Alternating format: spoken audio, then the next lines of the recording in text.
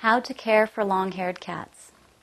Well, unfortunately, I don't have a long-haired cat to demonstrate with, but lots of cats love brushing. And this is one of the things that you'll need to do if you have a long-haired cat is regular brushing. It keeps their coat nice and smooth and shiny, brings the oils out to the surface, and helps your cat to maintain their coat. It also prevents tangling, which is a common problem in matting in cats with long hair.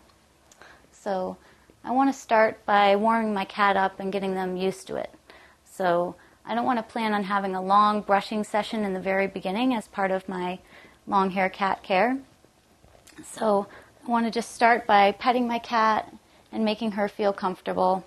And then when I do the brushing, I want to allow her to check out the brush so she knows it's not a scary object. And most cats do like it when it's right along their back. What a good girl. And I just want to do a little bit of brushing at first. Again, I want her to get used to it, but I don't want to brush her to the point that she gets up and walks away each time, because in that case I'm pushing her past her natural threshold. And if I do that every time, brush her until she leaves, then I'm concerned that she's going to have a bad association with the brushing and think that I always push it a little bit too far. So some of the other things I can do to make my cat a little bit more comfortable with brushing, because if you have a long hair cat, you might need to get a comb that reaches a little bit deeper and is able to separate some of the hairs and get out some of that matting. So what you can do, or you can use some little treats like these little cat treats here, and you can be providing your cat with some reinforcement for hanging out during the process. So Butter got a little treat. We're going to do a little bit more brushing. She's curious. So again, this is a way of making a positive association.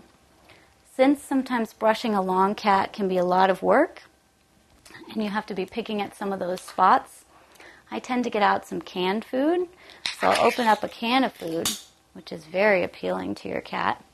And if there are no sharp edges, I'll allow them to lick out of the can. If I'm concerned that they might cut themselves, I'll just put a little bit of that food on a spoon.